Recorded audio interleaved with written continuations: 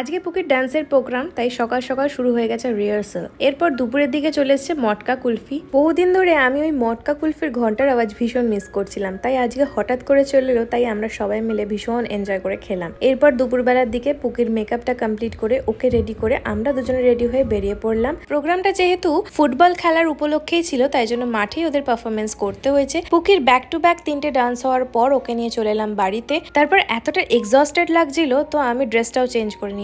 এরপর যাচ্ছি সত্যর বাড়িতে, কারণ সত্যর আজকে বার্থডে। তো বার্থডে যেহেতু আমরা সবাই মিলে কেক আর গিফট নিয়ে হাজির হয়ে গেলাম ওদের বাড়িতে। তারপরে হলো একটু কেক কাটিং, তারপর সত্য ভাইয়ের বার্থডে, তো একটু ছ্যাবলামি তো হবেই, তো ওইসবই করছিলাম আমরা সবাই মিলে, বন্ধুগুলো একসাথে হলে যা হয়। এরপর আমাদের সবার দিনটা শেষ হলো দারুণ একখানা ডিনার দিয়ে। ডিনারটা জাস্ট অসাধারণ ছিল। কাকিমারা সারাদিন খেটে খুটে দারুণ দারুণ রান্না করেছিল। Then by following the regular routine আমি আমার বাচ্চাগুলোকে একটু কাডল করে বাড়ি চলে এলাম। তো দেখা যায় নেক্সট ভিডিওতে। আজকের মতো টাটা।